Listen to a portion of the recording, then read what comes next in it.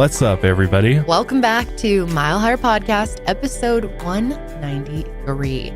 And today we are talking about a case that Josh and I both have been absolutely... And just like... Find the word for me. I was going to say enthralled. Is that a word? Intrigued by. Intrigued by. I don't know if there's one word to describe this case. We've just been kind of blown away by it. I like to say that this case we're covering today is a cross between the Dirty John case and the staircase with Michael Peterson. That's a good If you think of those two cases. Except there's no stairs involved, but yeah. Right. Same kind of feelings. Yep. Yeah. Although this one's a little bit more straightforward, I feel like, than either of those are. But that has a lot more room for maybe. I think people are going to feel pretty one way about Mr. Harold Henthorn, who we are talking about today. He's also known as the Black Widower. And yeah, this case is really wild. A lot of it takes place in Colorado. Which is really interesting because all the places that he sort of goes to and things happen at, we've been to. Right. In one way or another. Or we're at least familiar with the locations. Yeah, that did make it especially interesting. And I think anyone can relate to that when there's a case in your hometown, knowing the places and thinking, wow, this happened here. Yeah. Just kind of adds another level of intrigue. So I think you guys are going to find this one just as interesting as we did. It's pretty wild. This guy, Harold. Something else. Creepy motherfucker. Yeah. Yeah. Just the lengths that this guy goes to in order to sort of set up the perfect murders is really crazy. So lots to dive into there. But this episode of the Mile Higher Podcast is brought to you by Pill Club Modern Fertility Stamps and Curology. This one is a long one, so we're going to hop right into it, starting with some background information on Harold. So Harold Henthorn, his whole story is very interesting because there's a lot of it that we don't know whether or not it's true. And there's just a lot of, even with our research looking into his past and his birth date, we're not 100% sure that his birthday is actually November 14th, 1955. And we don't even know for sure if he was actually born in Arlington, Virginia. But from the research that we did, that was basically the closest birthday that we could find. But again, we're not 100% sure. But what we do know is that Harold was raised in a quiet suburb of Washington, D.C. with his mother, Marguerite, and his two brothers, Ed and Robert. So Harold's father, Edward, was a mechanical engineer and served in World War II and the Korean War. But he was also a violent alcoholic who abused his wife and children, including Harold. Harold always had sort of a larger-than-life personality. His high school friends remembered that he was very talkative and outgoing. Sometimes he could be kind of obnoxious, but his charm pretty much saved him in all of those situations where people are just like, all right, Harold, just your personality was like overbearing at times. Life at the Henthorn home wasn't very easy, though. Harold and his parents really didn't get along that much, and he had trouble with his dad for obvious reasons, and his mom also just drank too much. Harold always wanted to be a family man. He definitely didn't have a good example of that at home, and it seems like he wanted to do the opposite of everything that his dad did. He always told his friends that I will never drink and I will never hit a woman. After high school, Harold studied geology at James Madison University in Virginia, and he was a popular member of the university's Young Life chapter, which, if you haven't heard of that, that is an evangelical Christian youth ministry at a lot of colleges out there. I think my mom was actually in Young Life at one point. But after undergrad, Harold got his master's degree in geology at the University of Kentucky. And there's not a lot of public information out there about Harold's early life just in general. But our story really starts after Harold married a girl named Lynn Rochelle. So Sandra Lynn Rochelle was born on August 5th, 1957 in Alexandria, Virginia. Her father was a professor, composer, writer, and businessman, and her mother was a stay-at-home mom. She had a sister named Lisanne and two brothers, Kevin and Eric. Lynn was a sensitive, endlessly kind, and highly compassionate person. And she was also a devoted Christian who had a heart of gold. In college, Lynn dedicated her free time to serving others. She actually learned sign language to minister to deaf Christian children, and she frequently visited prisons to pray with the inmates.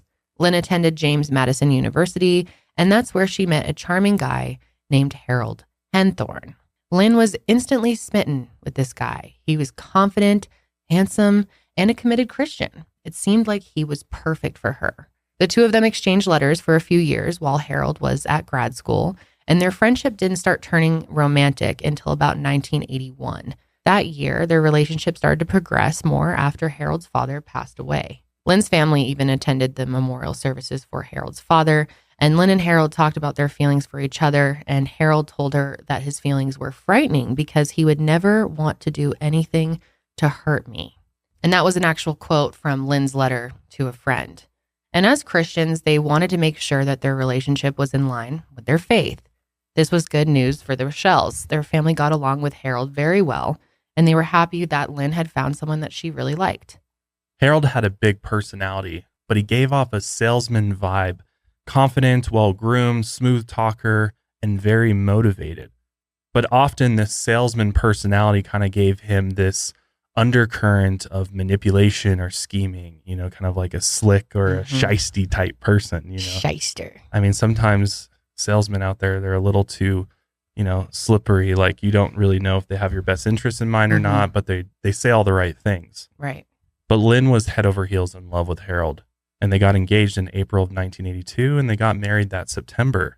Harold planned their wedding very carefully, and this is very bizarre. Like weirdly. He was weirdly obsessed with their wedding, so much so that he created a bunch of binders that organized everything down to the very tiniest minute detail. Like this dude had a binder for every we're single talking section. Thick-ass binder, too. Flowers, catering, dresses. Seating arrangements. Yes, each binder. And then he would have different vendors pulled so that they could organize all the information to make the best decision of who to go with. And he was really obsessed with it. Yeah, almost like OCD in a way. Yeah. I mean, he would even have Lynn working on these binders until early into the next morning, like 2 a.m. at times. Yeah, and he would want it to be all organized in a certain way and kind of obsessive about it, but then he was making her do all the legwork. Right. It's pretty wild. I mean, bottom line was that Harold was a perfectionist in everything he did. Every picture he took had to be designed by Harold, down to the way people smiled or the angle that they faced the camera, because he's so much about image. Lynn's siblings kind of got ticked a little bit about his planning habits because their sister was always independent and spontaneous, so they weren't sure how she would put up with, sort of this controlling nature that Harold brought to the relationship. But they figured that Lynn knew what she was doing. After the wedding, Harold immediately wanted to move to Colorado. And he and Lynn ended up moving to Englewood, Colorado, which is just south of Denver.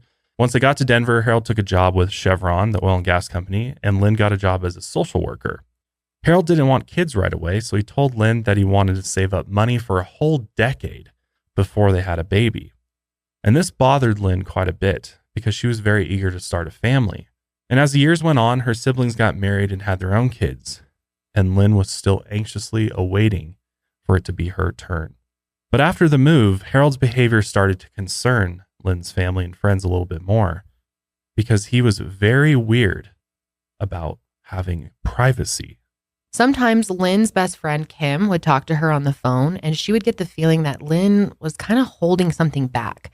She got the feeling that Harold possibly was listening in on the other, on another line. And she'd ask Lynn if he was listening, and that's when she'd hear Harold's voice saying, "Hey, Kimmy." I mean, that right there is very strange. Fuck no. I mean, I remember doing this as a kid when, my parents would get on the phone. I was just about to ask. With my grandparents or something, and I would go in the other room and hop on it. But usually my parents could tell because you could kind of hear there's this open line. You can kind of hear background noise. Can you? Sometimes you could, but sometimes you could. My parents never caught me. Totally get away with it. I heard all types of shit. Dude, same. It was great. And my parents are divorced, but they excellent co-parenters. So they would talk to each other and I'd eavesdrop on their shit. That's juicy. Yeah, I used to totally do that. And that's why I wanted a phone. I remember getting my own landline in my room was such a big deal, in middle school. Oh, you got your own number? No, just just your own phone. On my own a phone that shared the same landline. Gotcha. Yeah. And so I could listen into all their calls. And well, kind of wish it was still like that. Kind of fun to listen to. I was always so annoyed whenever my girlfriend would call in middle school and my mom would get on the phone in the other room and be listening to make sure. It's not fun when it happens to you. Right. Yeah, my sister would listen in on my conversations with my little boyfriends, and that would piss me off. Dude, one time I'll never forget this. I was on the phone using the home phone to talk to my boyfriend in 6th grade, and it was kind of late, and my dad was listening for all of a sudden he goes, "Janelle?" I was like, what? He goes, "A little late, folks, don't you think?" And I was like, what? I was so pissed. It was a different time for sure. God, now nobody has landlines pretty much. It's crazy. But that's so creepy and abusive that he's just listening in on her private calls, he's letting her know, don't try to say anything to anyone about me because right. I will know. I'm listening. Yeah. One day, Lisanne called up her sister and told her that she wanted to chat. Lynn asked if they could wait to talk until Harold got home. Lisanne told her that she was only calling for her. Then Lynn said that she and Harold decided that they would only talk to family when both of them could be on the phone. Harold was getting more and more controlling as time went on, and he made Lynn very obedient to him. Lynn was not a pushover, but that all changed when it came to Harold. Also, he would always complain about having back problems, and Lynn was the one who had rheumatoid arthritis. And over the years, it started getting more and more painful, but Harold made her serve him anyway because he had back problems. Which I want to just point out too that because this is a very traditional Christian relationship, and this is kind of how my parents were growing up, is that it was sort of adopted from the Bible, the principle that the man is superior in the relationship, sort of the king of the castle, so to speak. Yeah. And the woman is there. Yeah, the woman's there to serve the man in a way, and that the man has the last word. So I think not only was Harold controlling, but he was using this ideology from their religion in order to sort of keep her in line. And tell her, this is the way God wants it to be. Exactly. Yeah. Like this Even is what the Bible tells us. Even though you have rheumatoid arthritis, you're going to serve me. Right. So anyway, finally Lynn and Harold started trying for a baby. But Lynn was having trouble getting pregnant at first, and Harold was beginning to really put the pressure on. Lynn worried that her arthritis medication was affecting her fertility. In 1995, a doctor found some benign tumors on Lynn's uterus, and Lisanne wondered if these tumors were preventing her from getting pregnant, and she thought maybe she could finally have a baby if she got them removed. The year before this, Harold was arrested after he was caught shoplifting $40 worth of men's undies from JCPenney. What? Hell yeah. He also took out a second mortgage on their house around this time. They started having a lot of marital problems around this time as well, but Lynn never wanted to talk about it to anyone. Harold told Lynn that he would consider it a betrayal, actually, if she spoke to anyone about their issues. And as a devout Christian, Lynn believed that the husband was the head of the house, and she wanted to honor Harold's role. Right. Well, she thinks that's what God wants her to do. So in order to be a good Christian, she has to just do whatever Harold says. But obviously Harold is not doing God's work here by any means. He's stealing, taking advantage of it. JCPenney's. Men's panties? Yeah. I guess men don't wear panties. Why can't it be called panties for men? Yeah, I thought panties was just another word for underwear. Yeah, I thought so too. Undies, they have to be men's undies. Drawers. Oh, okay. Well, anyway, that meant giving Harold the final word on everything. And there was no doubt that Harold used this to manipulate and control Lynn, use their religion. But then things took a turn for the worst. And on May 6, 1995, Harold and Lynn went out on a drive. It was a dark, cold night, and the couple was driving down an isolated road when Harold suddenly needed to pull over. He said that he thought the front tires seemed a little deflated or spongy, and he thought it needed changing. So he got out of the Jeep and pulled a car jack out of the trunk. A quick tire changing lesson for those who don't know: a car usually comes with a spare tire, a jack, and a specific wrench. You loosen the lug nuts, take the hubcap off, place the jack under the car, and then use the wrench to lift it so that you can take off the lug nuts and the tire, and then switch it out with a spare tire, loosely putting the lug nuts back on, in which you lower the jack and then tighten the lug nuts again once it's lowered. Apparently, though, the jack that came with the Jeep wasn't working, but Harold had a boat jack in the trunk. Just a random boat jack, I guess. And a boat jack is obviously not safe to use on a car, but Harold decided to use it anyway. At 9:30 p.m. that night, a man named Dwight DeVries was driving down that dark and isolated road when he saw Harold and Lynn's Jeep. So Dwight saw that Harold was changing the tire in a really weird way, so he pulled over to help because he's like, this guy doesn't know what the hell he's doing. When he got there, he saw that Lynn was sitting in the passenger seat, and he said she notably looked very scared. Dwight offered to help Harold, but he was having absolutely none of that because he knew how to do it. He didn't need help. And he basically just told Dwight to screw off, leave me alone. Dwight said that he was super short with him and just kept saying, I don't need your help. So Dwight ended up leaving. According to Harold, this is what happened next. He said that Lynn was standing next to him holding a cloth, and he took the lug nuts off of the wheel and then handed them to her. He then pulled the tire off and walked to the back of the Jeep and tossed the tire in the trunk. And when he did that, the Jeep dislodged from that boat jack and came crashing down. And that's when Harold heard a scream. And he ran to the front of the car, and that's when he saw his wife being crushed underneath the wheel rotor. And apparently his thought was that perhaps Lynn had just dropped the lug nuts underneath the car and had reached down to crawl under to get the lug nut. And that's when he threw the tire into the back of the Jeep, and that's when it fell off of the jack. So in essence, this was a complete freak accident. At 10 p.m., Patricia Montoya and her family saw Harold on the side of the road trying to flag down a driver. They pulled over, and Harold told them that there had been an accident. They had a flat, and his wife got stuck underneath the car. Patricia and her family rushed to the Jeep and found Lynn lying on her stomach. The car was still on top of her, and she wasn't moving. They thought it was really strange that Harold hadn't pulled her out, so they did it themselves. They then turned her over and started doing CPR, but when Harold saw that, he started screaming, "Don't touch her! Leave her alone! What the fuck are you doing? Get the fuck away from her!" And Patricia remembers Harold being really angry. He got kind of angry at us, and I thought that was odd that he got angry after stopping us to help him. He didn't want us to touch her. So by that point, Lynn was turning blue. Patricia and her other passengers took their coats off and put them on top of Lynn. And again, they thought it was super weird that Harold couldn't be bothered to do that himself. The Montoyas asked Harold how his wife got under the car, and he repeated the story of Lynn crawling under the Jeep for the lug nuts.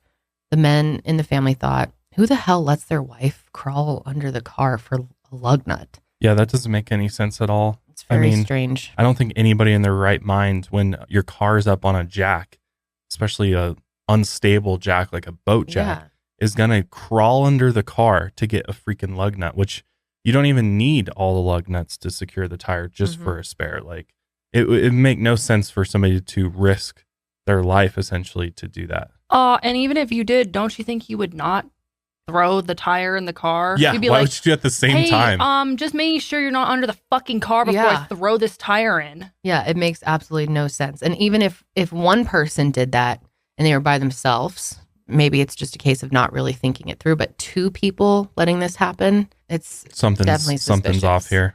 So soon after, sirens started wailing in the distance, and Harold looked like he was beginning to panic. Interesting how he really started to panic when he heard that help was on the way. The Montoyas thought the whole scene was super creepy and something seemed off. It was creepy. It was like he was trying to harm her. We all said that he probably set it up to where that car fell on her. And that was all of our thoughts. So once help arrived, Lynn was airlifted to a hospital in Denver. The police took Harold's statement at the scene. And the next morning, Lynn died at the age of only 37. And her death was ruled an accident and the case was closed. Yeah, so when they took her to the hospital, she underwent emergency surgery and she actually died during the surgery, I guess, because they were trying. I mean, the amount of damage to your body from a whole weight of a car being pressed in the middle of her back. I mean, just being crushed. Such a horrific way to die. And it's just closed. Like the police just were like, all right, seems like a freak accident, so we'll just close it there, and didn't even consider anything else here. Despite even Montoya's statements as well. I don't even know that they even talked to her or even got any other witnesses' statements there, because it seems like if you had talked to her that maybe you would think to look into it a little bit more, maybe. The whole thing of Harold saying, get the fuck off of her. Like, who says that about their wife who's dying under a crushed vehicle? All of his behavior there is just bizarre. And the fact that they just come and they're like, oh, that's what it was. She just got crushed, even though how often are people crushed like that? Well, it sounds like they didn't take statements from her at all. Yeah. So they just closed it, called it an accident. So at some point after Lynn's death, Harold emailed his sister-in-law, Grace Rochelle, saying, my bride is gone. The whole incident was bizarre, especially since Harold appeared to be so concerned about safety all the time. And Lynn was a pretty careful woman herself, and her family thought it'd be really out of character for her to crawl under a car like that at all. I mean, plus another thing to think about is that she did have rheumatoid arthritis, so it was painful for her to probably bend over, crawl underneath a vehicle like that. So or create more back pain in the coming hours if she were doing those things. right, Yeah. right. So it's just something to know. What was also weird though is that Harold carefully planned Lynn's funeral service. Of course he did, just like he did for the wedding. He also wanted to have Lynn cremated, but everyone in the Rochelle family was opposed to this idea because they wanted to bring her home, bury her where they could all be together, but Harold just went ahead and had her cremated anyway. Harold tried really hard to stay close to the Rochelles despite this. And what was weird is that the family saw him more after Lynn died than before. And they figured that he was mourning his wife and just needed the family's support. A few weeks before Lynn's death, Harold had bought a cabin in Grand Lake, Colorado near Rocky Mountain National Park. Lynn never got to see the place, but Harold welcomed her family to stay there whenever they wanted. The family was very happy having Harold in their lives, and their good relationship continued for many years after this. Because again, they're just going off of what they were told, that this was just a tragic accident. Yep. But in the meantime, Harold was back on the dating scene. He ended up dating a few women after Lynn died, but those relationships were all rocky. His ex-girlfriends reported that Harold was very, very controlling. Within months of Lynn's death, Harold started dating one of their close friends. And just like before, he was very controlling of her as well. Once he pinned her to a wall during an argument and held her there until she finally agreed with him. Another one of Harold's ex-girlfriends said that Harold did something super creepy once on a trip to Estes Park. She and Harold were sitting in his car when he told her, "You know, I could kill you and leave you here. No one would find you till the springtime." What? Yeah. That's Fucking a red scary. That's a red flag. That's like get out of Yeah. the car and run. The girlfriend called him after she got home and told him that she never wanted to see him again. Good for her. But at 3 a.m. that night, he came to her apartment banging on the doors and windows. Harold was also very interested in all of his girlfriend's financial situations, and he especially did not like it when family members paid for some of their things because he wasn't able to control that. Which also, to elaborate on this, he wouldn't necessarily ask like straight up like, how much money do you make? But he was very good at finding questions, like, asking them what they do for a living. Maybe one of them was an attorney, or he would definitely scope out their dating profiles to sort of figure out what their careers was so that he could kind of guesstimate what they would make. Mhm. And that's sort of the women that he targeted, was women that had good financial situations to take advantage of. So one day, Harold signed up for the dating website called ChristianMatchmakers.com. And as he searched through the profiles of eligible Christian women, he found 3 profiles that stuck out to him in particular. Then he created 3 notes that compared each woman's financial situation. Which he, just like what he did with his wedding and everything else in his life. Compare. Harold showed the notes to his friends, and they helped him decide on a woman to start dating. And her name was Toni Bertolet. Before we dive into Toni and her relationship with Harold, we're going to take a quick ad break and we'll be right back. So as most of you know, I am currently pregnant. Josh and I are having our first baby in August, and we are super, super excited. And a huge part of our pregnancy journey was modern fertility, and still is. Let me tell you why modern fertility can be such a helpful part of your pregnancy journey if you are thinking about having kids. The traditional guidance with fertility has been just wait and see. But now we have tools that help us plan and track everything in our lives, from wellness to finances, careers, and school. Why is fertility still a wait and see most of the time? That's why modern fertility was created. It's an easy and affordable way to track your fertility hormones at home with a simple finger prick. Then you mail it in with a prepaid label and you'll get your personalized results in 10 days. You'll get insight into your hormone levels, your ovarian reserve, which is how many eggs you have compared to other women your age, and other important fertility factors. And the results go deep into what every hormone means. And you can also talk one-on-one with a fertility nurse to review your results and options for next step. And I also just wanted to mention that I also used, and I'm still using, the modern fertility prenatals. I absolutely love them. I highly recommend them. My doctor says that they are great. Also, it's really easy. You can get on a subscription, so they just come every month, and it really takes the thinking out of it. I'm a big fan. And right now, Modern Fertility is offering our listeners $20 off their test when you go to modernfertility.com/milehigher. That means the test will cost $139 instead of the hundreds or thousands that it could cost at the doctor's office. So get $20 off your fertility test when you go to modernfertility.com/milehigher. That's modernfertility.com/milehigher. As a small business owner, one thing that I know for sure is that time is of the essence. Time is money. And one thing I don't have time for is making repeated trips to the post office. With Stamps.com, you can skip the trip and focus on how to take your small business to the next level. Stamps.com lets you print official postage right from your computer and saves you money in the process, so you can spend less time at the post office and more time making your customers happy. Stamps.com has been an absolute lifesaver for our small business, Higher Love Wellness, because we can print our postage for any size package that we have for anywhere we need to send it 24/7. And best of all, we can schedule a pickup from the post office so that we don't even have to leave our business. Stamps.com has saved us so much time, money, and stress. And for more than 20 years, they have been indispensable for over 1 million businesses. They give you access to all of the services of the post office and UPS, which is amazing. And you can get discounts you can't find anywhere else, like up to 40% off USPS rates and 76% off UPS, which we all know how expensive UPS can be. So whether you're in office sending invoices, maybe you're a side hustle Etsy shop, or a full-blown warehouse shipping out orders, Stamps.com will make your life easier. Stop overpaying for shipping with Stamps.com. Sign up with promo code MileHigher for a special offer that includes a 4-week trial, free postage, and a digital scale. There's no long-term commitments or contracts. Just go to Stamps.com, click the microphone at the top of the homepage, and enter code MileHigher. So Toni Jill Bertolet was born on January 10th, 1962 in Jackson, Mississippi. Her parents were Bob and Yvonne Bertolet, and she had 2 brothers, Barry and Todd. The Bertolets were a wealthy family because Bob was in the oil business and Yvonne worked in medicine. They had money, but they were very humble, and they were also God-fearing Southern folk. As a child, Toni was independent and a very strong girl. She was a very sweet and beautiful Southern belle, but that didn't mean that she'd let anyone tell her what to do.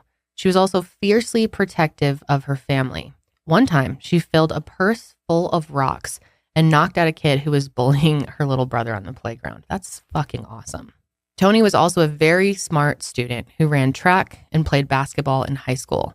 She graduated magna cum laude from the University of Mississippi Medical School in 1988. Toni wanted to start a career in medicine. She loved the medical field, but she wanted to have enough free time to start a family as well. So she went into ophthalmology. From there, she became a successful eye surgeon with her own practice. Toni's first husband was a dentist. He unfortunately developed a prescription drug problem, and he ended up being pretty mean and abusive to Toni during their marriage. So eventually they got divorced. Toni really enjoyed church. Church was a huge part of her life, and she even taught Sunday school at her First Baptist church, and she also sang soprano in their choir. God was a huge part of her life, and she loved serving as a church member. Toni still wanted to be a mother and a wife, and she was getting older, so the clock was ticking on having kids. So she decided to sign up for the dating website ChristianMatchmakers.com, and that's when Harold Henthorn found her profile and started chatting with her. Harold's bio said that he was looking for romance and eternal love. He wanted a Christian wife to spend his life with. And Toni was impressed by his job description, as he had spent the last decade as a development consultant for a national firm that helped churches and hospitals fundraise. So they agreed to meet on New Year's in 1999. And by the end of that weekend, they were engaged. Damn. Yeah, very quick. Harold instantly enchanted Toni. They wanted the same things: love, children, security, and a godly marriage. And from the beginning, Harold boasted that he was very wealthy. After the nonprofits had their fundraisers, he'd take a cut of the money as their consultant. And he told Toni's father that he made more money in one deal than Toni would make in an entire year. The Bertolets were very impressed with Harold's work, and they believed that he was a multimillionaire. And not only that, they were charmed by his outgoing personality. They were convinced that Toni had finally found what she deserved, a good Christian man who could take care of her and treat her right. But oddly enough, one of Toni's friends, Ginger, noticed that Harold was kind of cheap for a multimillionaire. Once when she was out to lunch with the couple, she saw Harold pay the bill with Toni's credit card when she was in the bathroom. Ginger also thought that it was weird that Toni's appearance started to change after she got engaged. Harold didn't like the red lipstick and nice suits that Toni wore to work, so she ditched them for scrubs. Harold complained that he had allergies, so she stopped wearing her favorite perfume as well. Toni even had to leave her own bachelorette party when Harold called her and told her to come home. Again, Harold was obsessed with planning, and this kind of irritated Toni's brother Barry, and he thought that his independent sister wouldn't want to put up with that. But Barry knew Toni was a wise woman, and he figured that she knew what she was doing. Toni and Harold got married on September 30th, 2000, just 9 months after they met online. And the wedding was an absolutely beautiful event. But at their reception, Harold's mother, Marguerite, said something really weird to Yvonne. She leaned over and said, "Can you believe that the Rochelles think Harold had something to do with his first wife's death?" Yvonne didn't know what the hell she was talking about, as the Rochelles loved Harold, and they were right there with them at the wedding. Yvonne figured Marguerite was just drunk and talking nonsense. After Harold and Toni got married, she dropped out of the church choir she loved and stopped teaching Sunday school. Harold thought these activities were taking away time from their marriage. The couple lived together in Jackson for a few years, but Harold didn't like living in the South. He wanted to move back to Colorado. It seemed like Toni didn't want to leave, but she told her friend Ginger that she had to go where her husband wanted to go. So Toni sold her practice, and the couple moved to Highlands Ranch, Colorado, which is I don't know if it's still considered a wealthy suburb, but it's definitely a upper middle class suburb south of Denver. The Bertolets paid for the down payment on the house, even though Harold was supposedly a multi-millionaire. Toni got a job at a surgical center nearby, and Harold quickly started annoying the shit out of all of her coworkers, as he was always showing up at her work unannounced and being a demanding know-it-all. Toni was supposed to be working just part-time, but some of her coworkers would see her hang out in her office way past the end of her shifts. She'd sit there for hours on the computer answering questions on a Christian advice forum or just playing video games. That's probably because there was no Wi-Fi in the Henthorn house.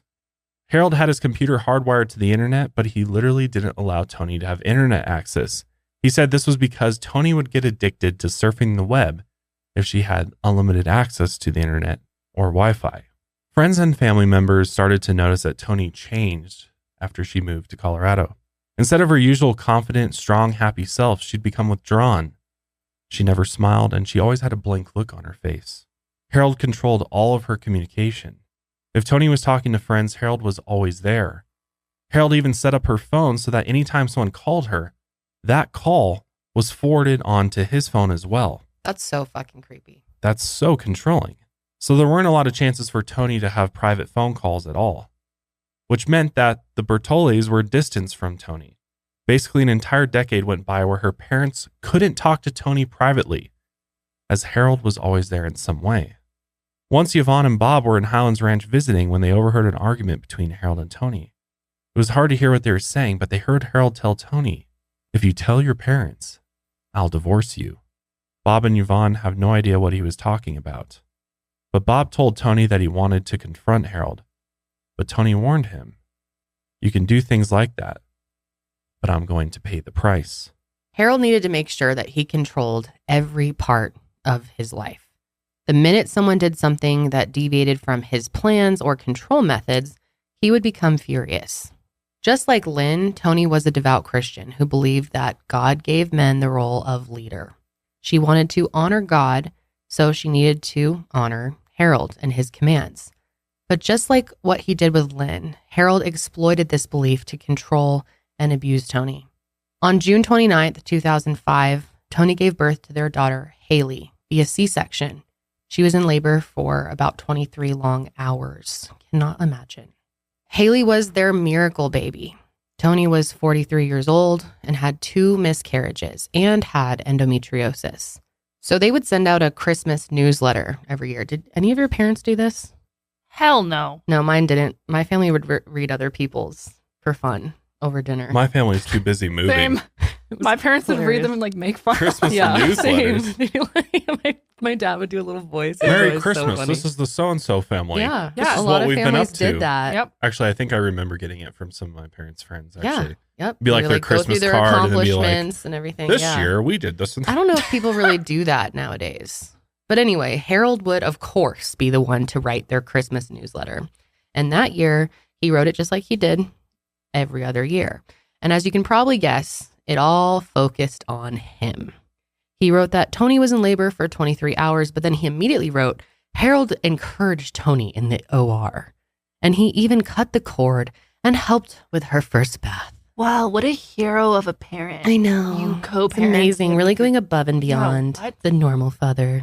Then he launched into this whole speech about how successful he was with his business and all his clients. It was all about him. That's what's so funny about these newsletters is they're often written in third person. And the person writing will write about themselves. It's very interesting. It's like a newspaper article, but you're writing it on yourself. Even the paragraph about Toni wasn't necessarily about her. He wrote that we closed on the satellite office and we sold the practice. Neither of these were Toni's decisions anyway, but it didn't matter. Harold got the final say, as always.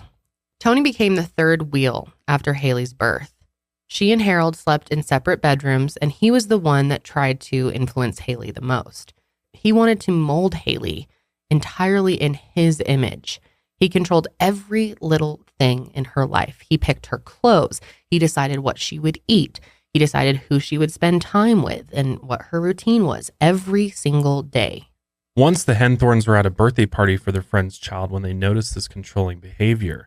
The kids were having a water balloon fight and Harold was weirdly trying to tell Haley how she should play. Then when Haley still wasn't winning, Harold picked up a water balloon and chucked it at one of the kids. Harold told the Bertolets that they wouldn't raise Haley to believe in Santa Claus. He also stripped Haley of a magical childhood experience because he couldn't let anyone take the credit for nice things he did, whether they were fictional characters or not. Harold also decided on who got what on Christmas. Toni's parents gifted her an iPad for Christmas one year, but they found it still wrapped inside the Henthorns' house the following year. Toni's best friend came to visit every year, but on her last visit in 2011, she noticed that Toni looked absolutely exhausted. It seemed like she wanted to come back to her family in Mississippi. But Harold made it clear to their friends that he hated the Bertolets. He acted like they were some stupid southern country bumpkins. He talked shit about them all the time, even in front of Toni. Harold constantly humiliated Toni in public. He'd make going out with friends uncomfortable by nitpicking and criticizing Toni in front of them. He complained about her cooking, her cleaning habits, her actions, and her family, all while Toni just sat there silently. As a hardworking eye doctor, Toni was actually the family's breadwinner, and the Bertolets sent Toni royalty checks from the family's oil and gas business pretty regularly. But all of her mail went to Harold, so he deposited all the checks. He also controlled the bank accounts, and when her dad found out that the checks were going right into his shared account with her, he asked Toni why she didn't have her own account. I mean, it was her money anyways, not his. So Toni decided to make her own bank account for the checks, for the family royalty checks. And she got another phone with a number that wasn't connected to Harold's. After over a decade of abuse, Toni was bravely trying to regain some of her independence. But Harold was always on top of every little detail of her life. He noticed when the oil and gas checks stopped coming in, and he probably figured out that she got her own phone. He must have seen the writing on the wall. Toni was clearly planning on leaving him. He knew he couldn't make it through a divorce. That would expose the fact that he was lying about his jobs and his income. Harold wasn't the successful businessman that he pretended to be. In fact, he hadn't made a single fucking dollar in almost 2 decades. Insane. Multimillionaire, my ass. Yeah, seriously. The Bertolets were starting to lose a lot of trust in Harold, and on Memorial Day 2011, those fears began to grow significantly. That weekend, Toni, Haley, and Harold took a trip up to his remote one-story cabin in Grand Lake, Colorado, which is right next to Rocky Mountain National Park. And one of the nights, Harold wanted to do some cleaning outside in the middle of the night for some reason. Haley was asleep, and it was pitch black outside. I mean, they're in the mountains. and he was standing on the deck when he called out for Toni to come and help him with something. She came outside and she noticed a broken light in the sloped area below their outdoor deck. When Toni bent over to pick up the light, something hit her suddenly in the back of the head. At 10 p.m. that night, Harold called 911 because Toni was badly hurt. She told the medics that she was fixing a light when Harold tossed a log over the fucking deck and accidentally hit her. Toni herself probably didn't even know what happened. She kind of had to believe whatever version of events that Harold gave her. So he tells her to come out there to help him with something. And then suddenly he tosses a log off the deck. Yeah, clearly. I'm just questioning why at that time, other than it's night, it gives him perfect excuse. And if she wasn't already bending down to pick this up, this light, it could have killed her. Yeah. And he probably knew that. Toni had to be transferred to a hospital in Denver because this injury was pretty bad. The hit caused damage to her cervical spine, and she had a fractured vertebra and numbness in her hand. Since there was technically no crime committed that the police knew of at the time, there was no police report. Again, just another freak accident. Toni told her mother that if she hadn't reached down to pick up the glass, then the wood would have killed her on the spot. And she said, Mama, we were up at the cabin, and Harold called me outside, and he was up working on the beam of the porch. And she said, if I had not reached to get whatever it was on the floor, I think that it would have killed me on the spot. Then her mother said that she didn't think that this incident was an accident. And the only thing that Toni replied with was a sad, kind of knowing smile. Then later, I told her, I said, Toni, I don't think I would be with him alone in a secluded place. I just don't have a good feeling about it. I think after this incident, it became very clear that, at least to Toni's family, that Harold was a dangerous person. I mean, he had malicious intent. One thing I think about, though, is that if he was planning to murder her that night, why didn't he wait until she was standing up to throw the wood over? Maybe he thought that it would have killed her regardless if she was bending over or if she was standing up. Possible he wasn't looking when he threw it. He just threw it over. And I mean, maybe she bent down at the last minute. I think she kind of did. So you're saying maybe it was just a legit accident? I'm just saying, or if maybe this was he didn't know that she would have to be standing up in order for this to be that's fatal. what I'm thinking. But I'm like, I just wonder what he was actually doing. Was he actually just like doing something and then just casually threw it over, hoping it would hit her? Or was he literally standing there on the thing, like aiming it, trying to hit her? No one knows. I mean, he clearly either got lucky with the throw or he threw it in a way that he could aim it. He probably was aiming it, and he just assumed that no matter if she was standing up or hunched over, that he would have killed her that way. Yeah, I mean, it was an accident. He injured her really bad. Yeah. So yeah, it could have killed her. It's hard to really convey the full scale of abuse, manipulation, and control that Toni had to endure. Harold absolutely made her life hell. Toni didn't have a private phone line and she didn't have internet access. She didn't have control over her career, her finances, her appearance, who she talked to, where she lived, and the home cameras were constantly watching her. Toni, in essence, was Harold's prisoner. It might be easy to look at all of this from the outside and think, why didn't she just leave? But the answer is no doubt extremely complicated, as Harold was a master manipulator, and he definitely made Toni question her own judgment. Also, not that we really have the answers for why she didn't want to leave, but it could have been something related to religion. Right. You know, that's very frowned upon. And also, as a mother, I think it's hard when you have a child thinking about what that situation could do to her. And imagine how horrible he would be as a co-parent. Sure. You know, he'd probably be totally controlling of Haley, limit her time with her. I mean, I'd be scared to leave him as well. Or could he become more dangerous? Right. If you leave him, or could he hurt Haley? Yeah.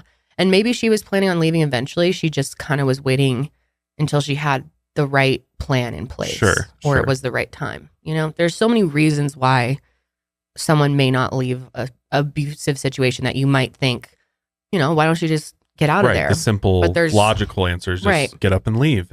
But there's so much more to these situations. And also she's probably like, he controls literally every aspect of my life, my finances, my career. He could literally I'm sure he threatened too.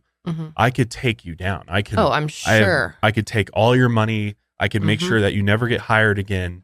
I mean, he's the ultimate. All types of threats. She's probably just very afraid for many different reasons. And it's scary too, because I think Harold is truly intelligent in the sense that he is so OCD about his control over others that he thinks of everything. Yep. Like he tries to plan out every little thing. Totally. So there's not holes anywhere that somebody could, poke into those holes and sort of find his vulnerability. And I think he really made sure that he was well skilled at being an abuser. Like he knew how to cover everything so that somebody couldn't, it was his out whole his life weaknesses. was controlling people. I Right, mean, he right. didn't even have a job to go to. All his time was being Just put obsessing towards over how am I controlling going to her control Toni. and controlling Haley. So every year, Harold would take Toni on a trip to celebrate their wedding anniversary. And on September 13th, 2012, Harold called an administrator at Toni's eye care practice and asked her to clear Toni's schedule for the 28th. And he said that he wanted to surprise Toni with a trip to the mountains. The administrator cleared Toni's schedule and made her a fake one in order to keep the surprise going. Harold called Toni's best friend Allison Talley on September 24th, 2012 to tell her about the surprise. He also told her that Toni wasn't making any money at her job, and he wanted her to quit, which Allison was really confused by this. As she was like, well, what do you mean? I mean, Toni's got to be making good money at her job. I mean, come on. Then Harold said that Toni's parents never called her to wish her a happy 50th birthday. And Allison knew that this was another blatant lie. She couldn't figure out why Harold was lying, but she was starting to believe that Toni would take Haley and leave him. On September 28th, Toni walked into a patient room and found her husband there. One of Toni's coworkers actually videotaped the surprise. So the quality of this clip isn't great, but it's important to see, I think, because her reaction Her face, to this, yeah. she just looks like, what are you fuck? doing here, dude? I don't want to go anywhere with you. Harold Henthorn appeared at her medical office and surprised her with news that he was whisking her away. That is just incredibly creepy. You can tell from her body language that she's like, not a typical reaction to seeing the love of your life. Yeah. Standing there waiting to take you away on a surprise birthday trip. But She seemed creeped out to me. yeah, and I think she felt like things aren't going good with us. Why are you... It's like a way, she knew it was a way to kind of capture her and control her. Yeah. And I mean, to just put somebody on the spot like that at their workplace. And be like, can you film it and stuff? Yeah. Yeah.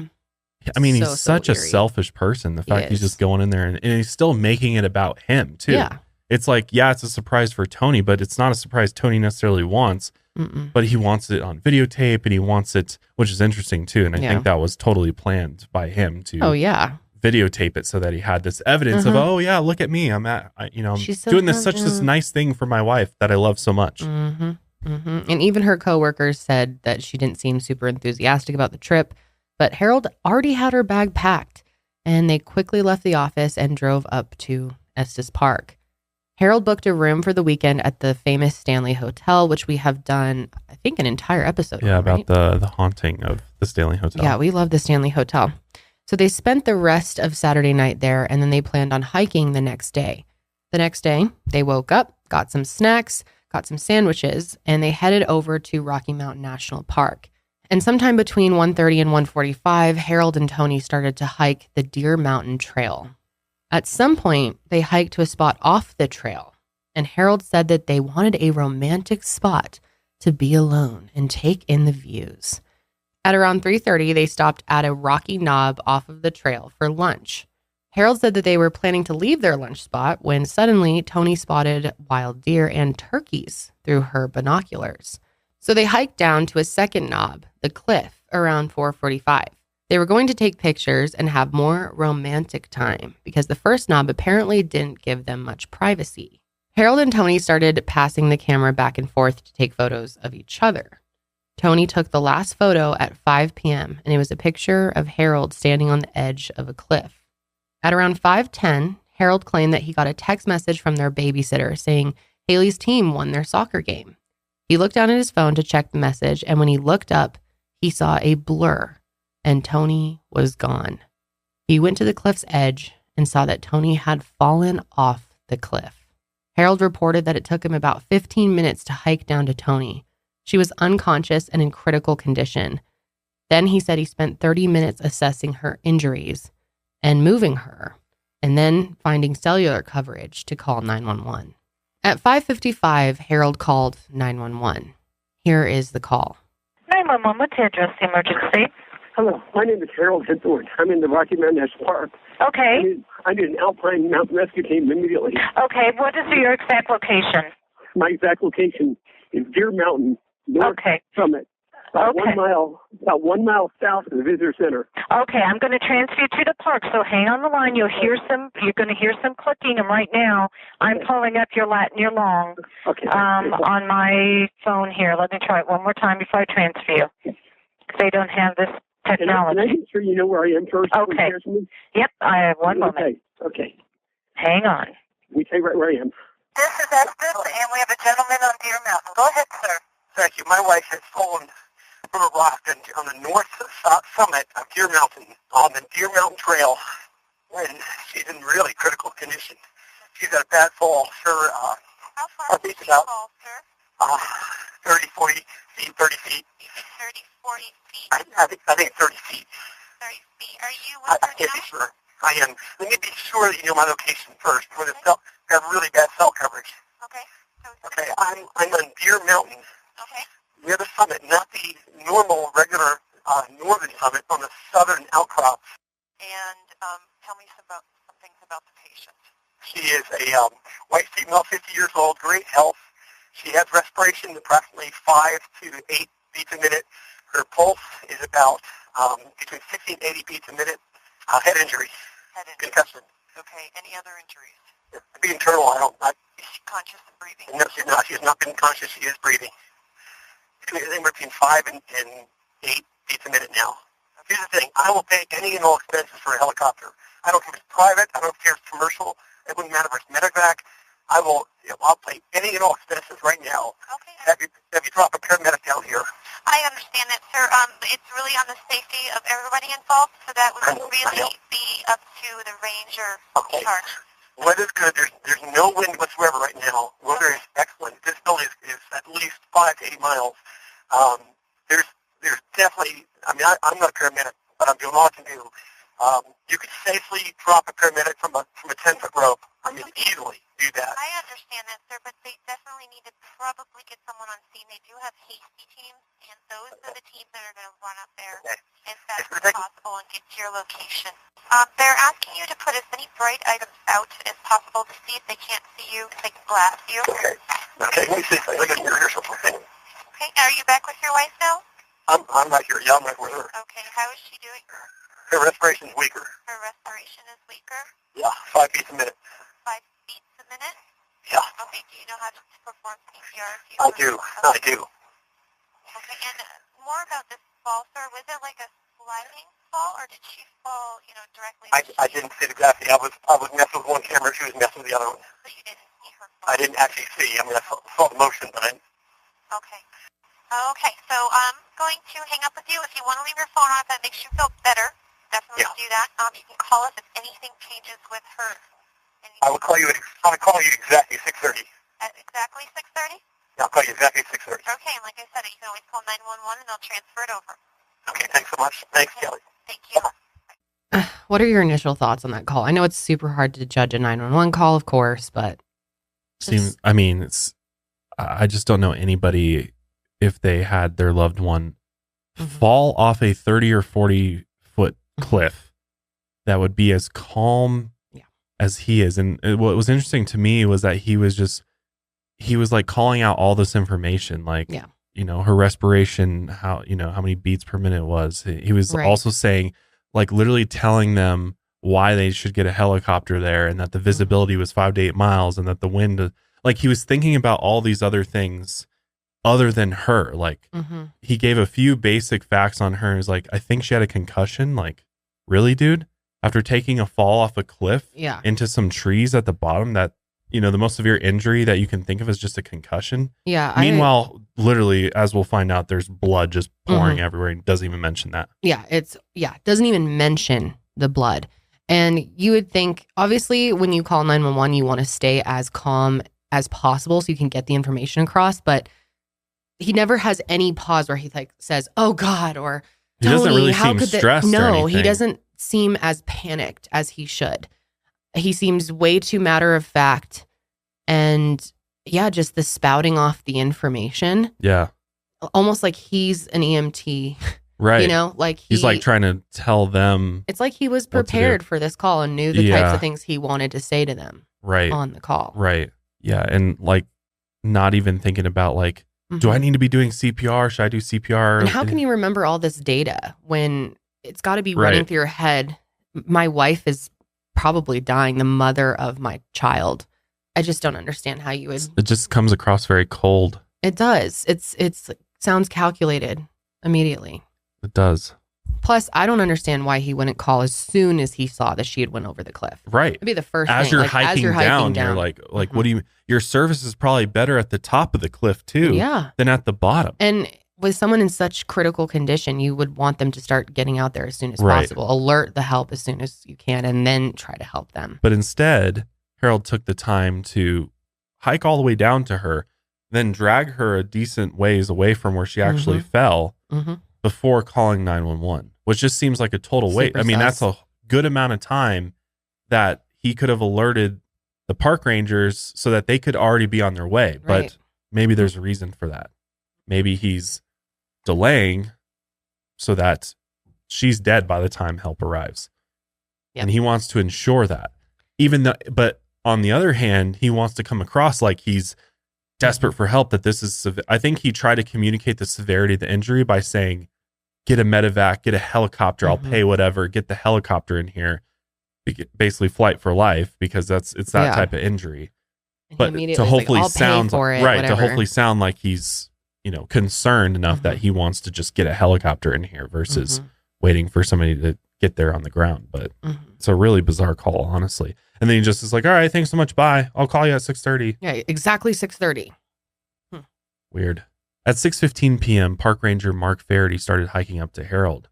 And a minute later, Harold texted Barry, urgent, Toni is injured in Estes Park, fall from rock, critical, requested flight for life, EMT rangers on the way. Please come to Denver next flight, low cell battery, please return message. After this, Harold called Barry and said, check your phone, I have a low cell battery and can't talk, before hanging up. Barry then saw the text that Harold had sent and called the National Park Service dispatch to send help.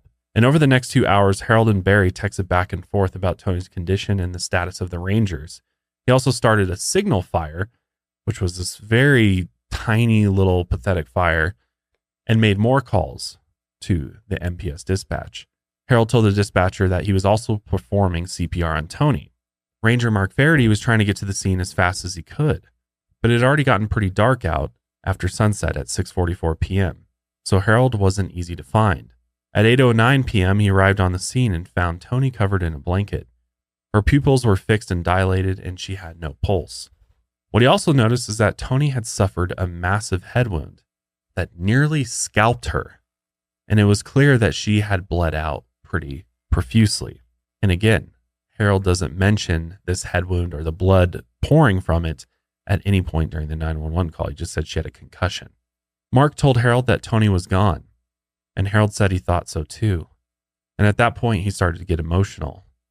Mark called the incident command post and reported that Toni Henthorn was dead, and she was 50 years old at the time of her death. Mark told Harold that 2 hikers were en route to stay with Toni's body overnight, as it was too dark for them to take her down now. Harold told Mark that he wanted to stay with Toni's body overnight, but Mark told him that he should take care of himself and hike out with him, and Harold reluctantly agreed. He and Mark waited at the scene for 2 hours while rangers hiked up. Harold spent most of that time on his phone. At 8:41 p.m., Harold texted Barry, she's gone, ... At 10 p.m., the rangers arrived, and Mark and Harold started their hike back. It took them over 2.5 hours to get back to the trailhead. Harold left his car and car keys with a National Park Service agent at the Deer Mountain trailhead. Meanwhile, Toni's brothers had to break the heartbreaking news to their parents. Barry told them that Toni had fallen off of a cliff and died. And the first words out of Bob's mouth were, "He shoved her." On September 30th, a National Park Service agent searched the vehicle and found a map of Rocky Mountain National Park. And on this map, the Deer Mountain Trail was highlighted in pink highlighter with the word hike written next to it. And also, there was an X drawn near the spot where Toni had fallen to her death. Meanwhile, Harold was still texting dozens of people, saying, "Urgent, Toni is injured in Estes Park, fall from rock." Even after Mark had pronounced Toni dead, he even sent that text to people the next morning. He sent more identical texts about requesting a helicopter rescue to everyone, including people he hadn't spoke to in years. And all of them got the same eerie message at the end: "My bride is gone." The day after Toni died, Harold finally told the Bertolets what happened. He explained that Toni wanted to take pictures of some wild turkeys off the trail, and he followed her to the cliffside. He looked down to read a text from the babysitter, and when he looked up again, Toni was gone. The Bertolets were suspicious. They went to Denver to see Toni for the last time, but they also wanted to get more information out of Harold. They thought that something wasn't right with his story. Toni's autopsy was performed on October 1st, and the autopsy found a giant laceration to the back of her head that almost scalped Toni and caused her to lose a third of her blood. Toni landed on her right side. Her chest was flattened. She had 12 broken ribs, 2 fractured vertebrae, a punctured lung, a punctured breast implant, a large cut to her liver. Toni was also wearing an engagement ring that was missing a $30,000 Marquise diamond. Toni's fall was a long one, and she sustained multiple blunt force injuries when she tumbled down 130 feet. Toni didn't die instantly, and her heart rate and respirations would have increased as a response to the massive injuries. Toni died of hypovolemic shock, which is shock due to blood loss. Her manner of death was not immediately listed as an accident, homicide, or undetermined either. So a month after all of this, on October 1st, Ranger Mark Faraday drove down to Highlands Ranch to interview Harold at his house. Mark was led down to the basement by a family friend where Harold greeted him, and at which point Harold hit some buttons on his computer and left the basement for 5 minutes. And Mark just sat there and watched as the computer played a slideshow of pictures of Harold, Toni, and Haley, complete with added background music. Keep in mind that Harold carefully created this slideshow in less than 2 full days after Toni died. Harold came back downstairs and the formal interview began. Mark thought that Harold was grieving, but he didn't cry, and he was less emotional than he was immediately after Toni's death. Harold told Mark that he had taken a scouting trip to Deer Mountain 2 or 3 months before to find the best trail for their anniversary. He wanted to go there to plan the hikes, and he used a topographical map which shows land features like elevations of the mountains instead of the standard National Park Service park map. He told Mark that their original plan was to hike Bear Lake, but they changed plans to go to Deer Mountain because it was busier down at Bear Lake. And the reason why Bear Lake, if you've ever been to Rocky Mountain National Park, the reason why Bear Lake is usually more crowded is it's usually a lot easier of a hike. It's not straight up a mountain. It covers far less elevation. I've done the Bear Lake hike quite a few times, actually. It's a beautiful one, but it's really not that hard of a hike. Then the story got weird because Harold said that he went off of the trail to see the wild turkeys, but Mark wasn't buying any of it. So Harold said, oh, well, if it wasn't turkeys, then it actually probably was deer or something. Which again, like the park ranger's like, I don't think there's turkeys up there. We haven't seen turkeys up there before. But then he went from, we saw a deer, to changing his mind again to just say that they went to the second knob to see the views. But that didn't make any sense to Mark either. The first knob they ate lunch at had better views than the second. And when he brought this up, Harold changed the story again, and he said they had actually gone down to the second knob because it was more private and that they wanted to have sex there. Then that's when Mark asked about the fall. And Harold repeated that his wife was trying to get the perfect picture from the cliff at around 5:15 p.m. He looked at his phone to check a text from the babysitter, and Toni was gone when he looked up again. Mark asked to see the text, and this is when Harold pulled it up, and Mark made a special note of the timestamp, 5:54 p.m. That was long after Toni fell, only a minute before he made the 911 call. Mark then asked to see the rest of the texts from that day, but Harold refused to show him any of the texts. Busted. Mark then showed Harold the map the National Park Service agent found in his car.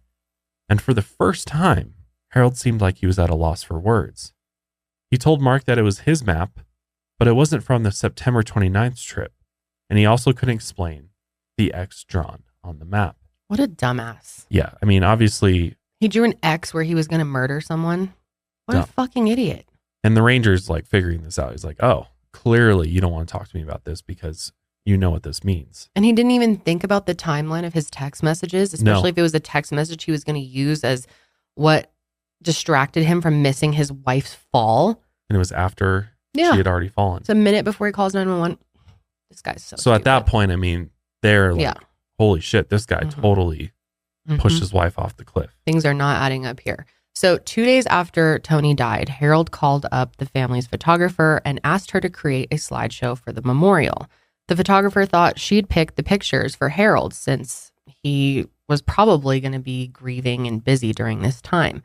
But Harold whipped out a flash drive with 70 carefully selected photos and pre-picked songs to go along with them. He explained why he picked each one and told her when to play each of them. Harold told the Bertolets that Toni wanted to be cremated, just like Lynn. And the family had never heard Toni saying anything like that. They didn't want her to be cremated, but of course, Harold insisted. The funeral ceremony took place on October 4th. And at the ceremony, the slideshow shocked people. It made it look like Toni didn't exist before Harold came around. Every single picture had him in it. And some of them didn't even have Toni in them at all. They were just pictures of Harold and Haley. He didn't even seem emotional when he saw the pictures with Toni. But when he saw the pictures without Toni, his face would light up. And he'd talk about how much fun they were having in those pictures. The craziness continued at the funeral reception, which took place at the Henthorn home. Barry finally saw Harold cry for the first time, but it wasn't out of grief. Harold was shaking and telling him that the coroner listed Toni's death as undetermined instead of accidental. And of course, that made him cry. When the reception ended, the Bertolets were about to leave when Harold cracked again. He ran up to Yvonne and yelled in her face, "You knew Toni was miserable in Mississippi. You know she's much happier here." Of course, that couldn't be further from the truth. All Toni really wanted was to be with her family and her daughter in the only place that ever felt like home to her, which was Mississippi. And that whole week, Harold's sister-in-law, Grace Rochelle, noticed that Harold was very critical of Toni. He stressed over stupid things like a broken coffee maker and blamed it on Toni, who apparently couldn't meet his high standards. And when the Henthorns visited Grace's family in Austin, she and Harold would sing to Haley to help her sleep.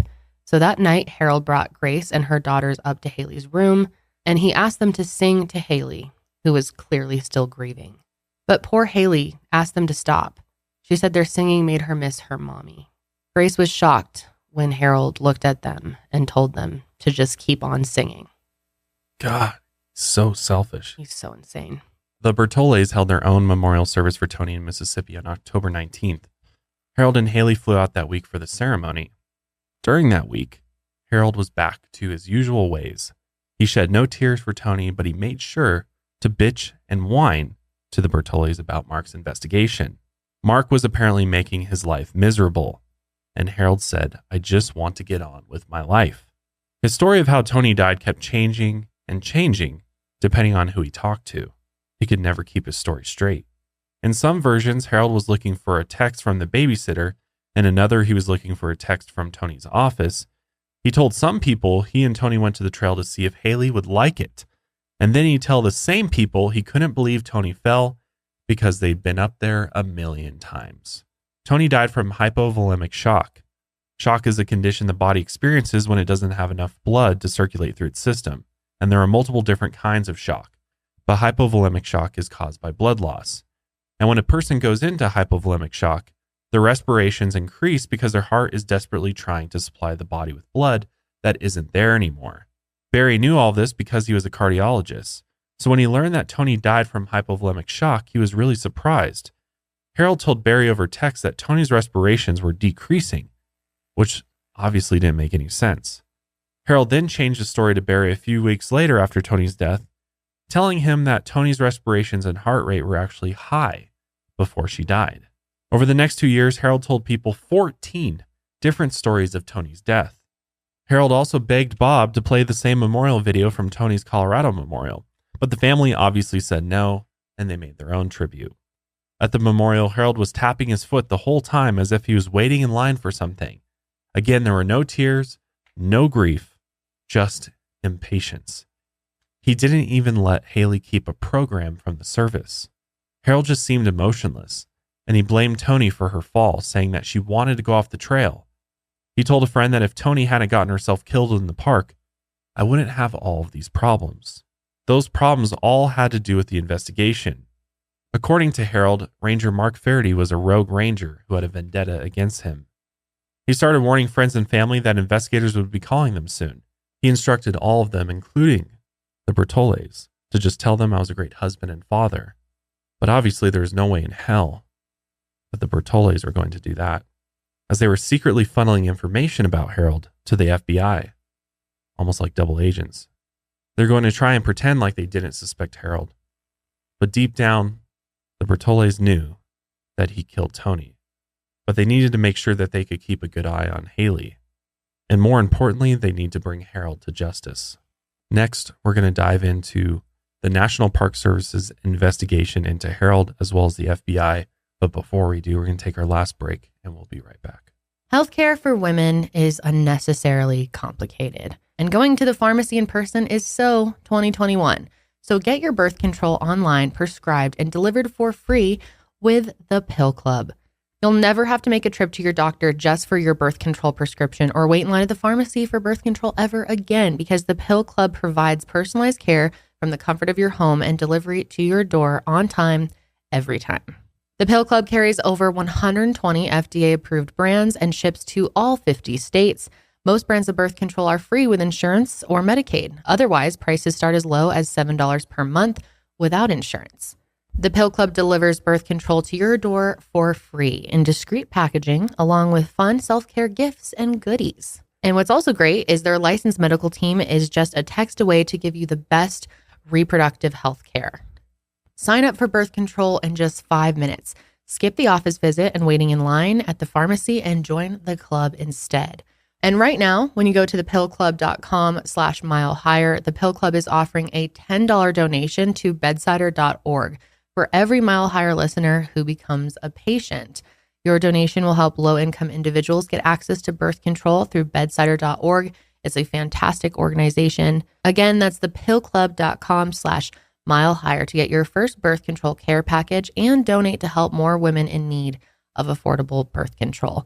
Remember, that's thepillclub.com/milehigher. You must use that link to make a donation. Thank you so much, Pill Club, for sponsoring our show. If you're somebody out there who struggles with finding the right skincare products, because these days there are so many brands, so many different types of skin products out there, it's very hard to figure out what type you actually need for your specific skin type. Well, look no further than Curology. Curology is a game-changing custom skincare made for you by a dermatology provider, and they'll create a custom prescription cream for your specific goals, whether that's tackling acne, clogged pores, skin texture, dark spots, fine lines, or something else. You can start by taking a short online skin quiz and uploading photos, and if it's a good fit, they'll ship you your formula right to your door. It even has your name on the bottle, so it's truly a custom formula. No two breakouts are exactly alike, so target your skin's unique triggers with a custom formula made just for you from proven prescription ingredients. Forget custom algorithms, because Curology matches you with a real human dermatology provider licensed in your home state. They'll review your skin quiz and photos, create your custom formula, and stick around to answer your questions. There's no office visit or no copay. The convenience that Curology provides is unlike anything out there. There's no more getting lost in the skincare aisle, guessing at what will work for you, because Curology takes the pain out of finding the right products by sending you a full dermatologist design routine, a cleanser, moisturizer, and custom formula made for your skincare goals.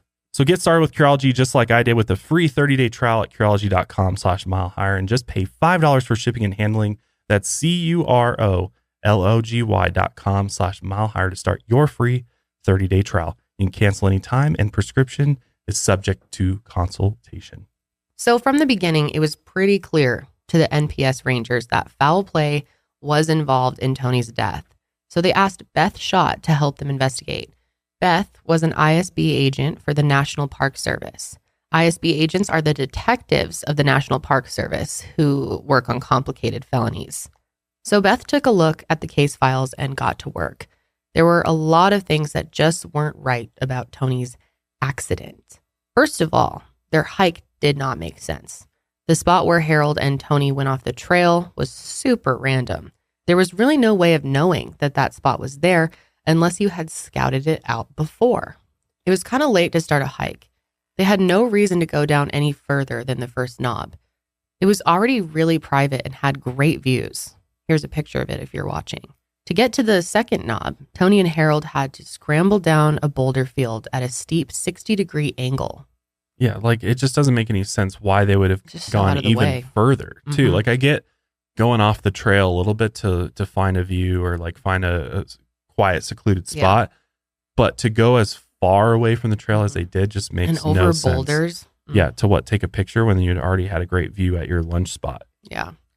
So multiple rangers tried to recreate Harold's hike, and they all agreed that the off-trail path was just dangerous and isolated, and many of them had never even been to that spot in their entire careers. The second knob was tough to get to. It was especially dangerous since Toni was an inexperienced hiker with bad knees. It was pretty unlikely that she made the choice to go down there herself. Obviously, the map in Harold's car marked the spot where Toni died, and that was a huge red flag.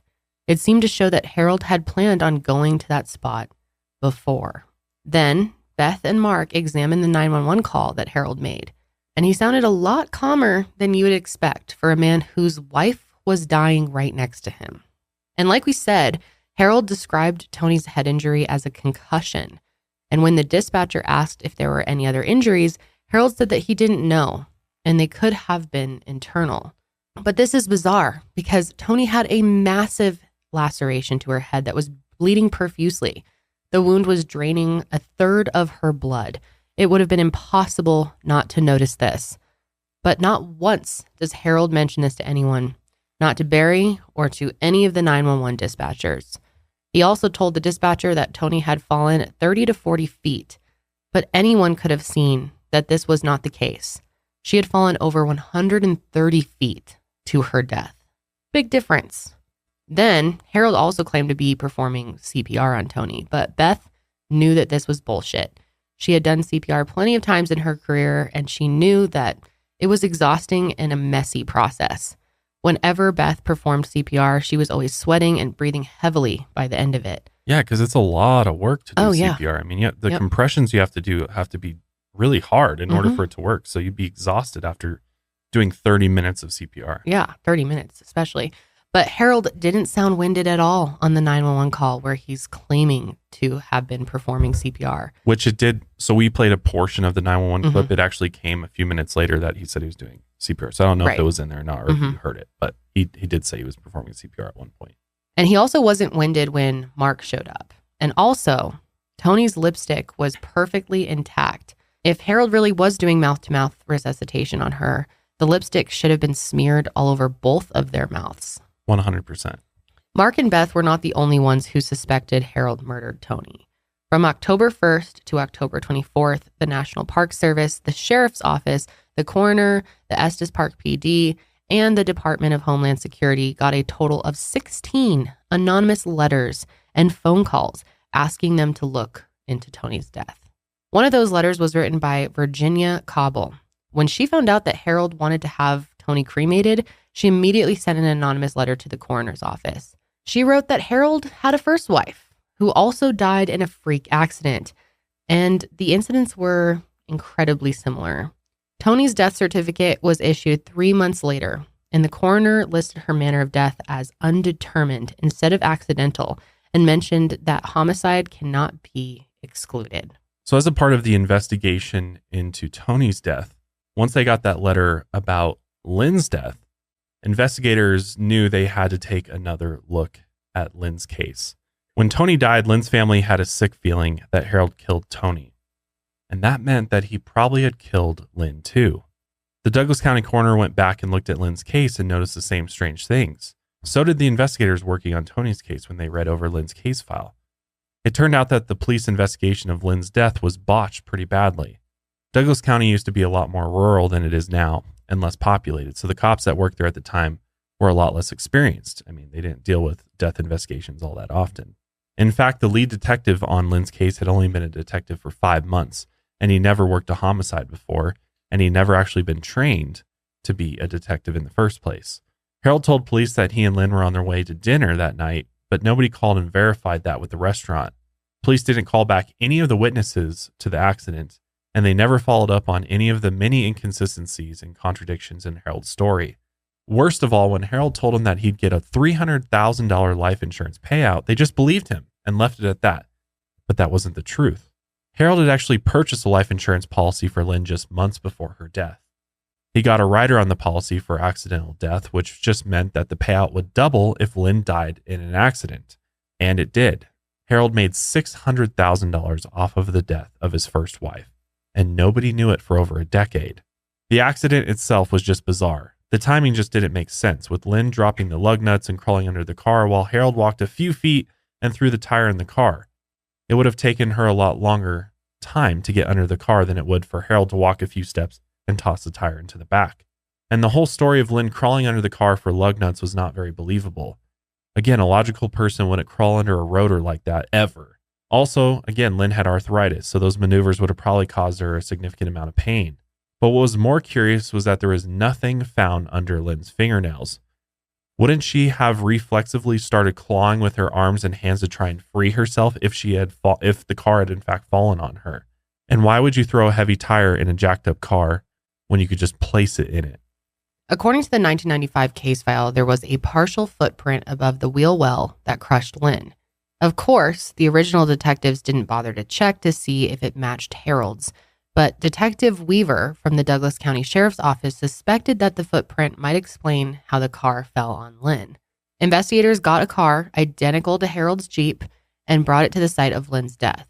They tried to recreate the accident in how Harold said it happened. They took off the tire, jacked up the car the same way that Harold did. Then they placed a crash dummy under the rotor.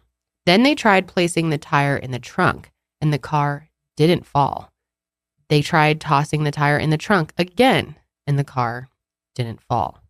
They tried throwing the tire into the car harder. They then slammed the trunk shut, and the car didn't even move. Then they kicked the car in the same spot as the footprint, and it immediately fell on the crash dummy.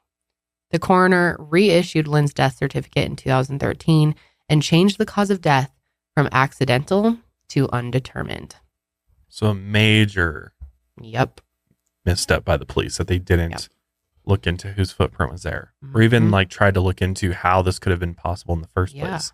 Because I mean, his story, obviously, all it took was a simple demonstration to figure out that Harold's story of just tossing the tire into the back of the car and then it fell doesn't make any sense at all. Totally careless, On December 12th, 2012, Beth got a photo of one of Harold's business cards. It said he worked for Development Services Incorporated, not-for-profit fundraising, and the address was listed as Harold and Toni's Highlands Ranch House. Harold also had printed CFRE next to his name, which stood for Certified Fundraising Executive. You have to be certified by the CFRE organization to get that credential, so Beth checked with them and found out that Harold was not certified and that he had never applied for certification before. All the stories that Harold told about being a successful businessman were super fishy. Harold never told anyone in the family who his clients were, and he never brought any colleagues around, despite claiming he had all these employees working for him. So the authorities knew that in order to really figure out who Harold was and figure out what he was all hiding, they had to execute a search warrant on his house, and that's exactly what the FBI did. Which I just want to clarify that the FBI is involved because Toni's death took place on federal lands. It's interesting that, if you're not somebody who's visited the national parks before, you may not know this, but whenever you're on national park land, you are beholden to federal law as opposed to state law. That's right. So the stakes go way up if you commit a crime in a national park because you're now being prosecuted by the federal authorities versus the state and local authorities. Which is interesting because a lot of people I don't think that through as much, and they'll go out and try to do something in the national parks to make it a little more, they think it's so out there that they're not going to be found, or Right. that they're not going to be able to figure things out, or, it's not going to be a full investigation, but It's honestly actually way more intense. way more thorough investigation. I mean, you're now Mhm. dealing with, and I didn't even know this. I didn't even know that the National Park Service had their own investigative division of like Mhm. detectives and agents that investigate crimes that happen in national parks. So I thought that was pretty interesting. And then Yeah. obviously they bring the FBI in to go out beyond the national Right. park to investigate it. So it becomes way harder to get away with crimes Mhm. on national park lands because you're dealing with the federal authorities. So the FBI executed a search warrant on Harold and Toni's Highlands Ranch home on January 14th, 2013. And that's where they found even more evidence of Harold lying about his work. Investigators found tax returns that showed Harold had made no income for almost 2 decades. From 2005 to 2011, all of the money on those tax returns came from Toni. Harold had actually been fired from all of his previous jobs at Chevron, selling diamonds and fundraising for a Christian college. He couldn't finish projects, always had excuses, and didn't work well with others. What a surprise, right? And there was never actually a fundraising business. The investigators just caught Harold in a massive lie, but the next lie they uncovered was even more chilling. Harold said that he had a $1 million life insurance policy out on Toni in his interview with Mark. He tried to collect that policy 2 days after her death, but it turns out that policy was far from the only one. He'd actually taken out 4 different life insurance policies with 4 different carriers. He got the first one, a $1.5 million policy, 1 year after they got married. After Haley was born, he took out another $1.5 million policy and then another $1.5 million policy in 2008. So that means Harold stood to make $4.7 million if Toni died. Harold probably used her for a child, and now he finally had a girl that he could control completely. He didn't need Toni anymore. But Toni was set to inherit a lot of money. So wouldn't she be worth more to Harold alive? Investigators started to wonder if Toni's moves toward a divorce spooked Harold into planning her murder. They needed to figure out what Harold was really doing on these business trips, and they started using his phone records to put everything together. At first, they suspected Harold was having an affair with his sister-in-law, Grace. She and Harold remained very close after Lynn's death, and the two of them talked on the phone all of the time. Grace and her husband, Kevin, separated in 2007 after they declared bankruptcy and lost the house right before Christmas. Harold was instrumental in convincing Grace to leave Kevin. He showed Grace a file that he had apparently made over 20 years that exposed Kevin's cheating and financial secrets. Harold even tried to drive a wedge between Kevin and his 4 daughters. He wanted them to like him more than they liked their own biological dad. Grace said that it was never romantic between her and Harold, and he was more like a protective older brother than a lover. She was also always pretty open to his advice. That's why Harold was able to convince Grace to take out a $400,000 life insurance policy on herself. He said it would be sort of a gift for her daughters. In 2010, her divorce was finalized and Grace wanted to move to Texas for a new job, but Harold wanted her and the kids to move to Colorado instead. He complained that Grace wasn't returning his frequent phone calls, but Grace was a single mom now and she didn't always have the time to sit for hours on end and listen to Harold talk like he usually did. And he accused her of just being ungrateful for all the things that he did for her. This switch in his behavior really weirded Grace out. She told Harold to call the insurance broker and tell him that she didn't want to go through with the life insurance policy. But what she didn't know is that Harold never canceled the policy. Instead, he forged her signature, increased the amount, and made himself the sole beneficiary. And there was no mention of her daughters anywhere. When Grace called about the policy, she was shocked to learn it was still active. And after that, everything started to click in a truly horrific way. She realized that Harold had planned on making her his next victim. Harold wasn't having an affair with Grace, so where was he going on the weekends? There were no plane tickets, hotel bookings, money moving out, or really anything else that would indicate that he left Colorado. The Henthorn's babysitter, Katie, told investigators that Harold's business trips were always suspicious, and she wondered if he was having an affair. Harold really never told Katie exactly where he was going, and he never took luggage with him. Sometimes Harold would tell Katie that he was flying out of Denver at a specific time, But then she'd still see him at the house long after Harold would tell her his flight was leaving. So FBI agent Johnny Grusing started piecing Harold's cell phone history together. And the first thing he noticed was Harold's phone usage on the day that Toni died. Apparently, he had to keep hanging up to save his cell battery.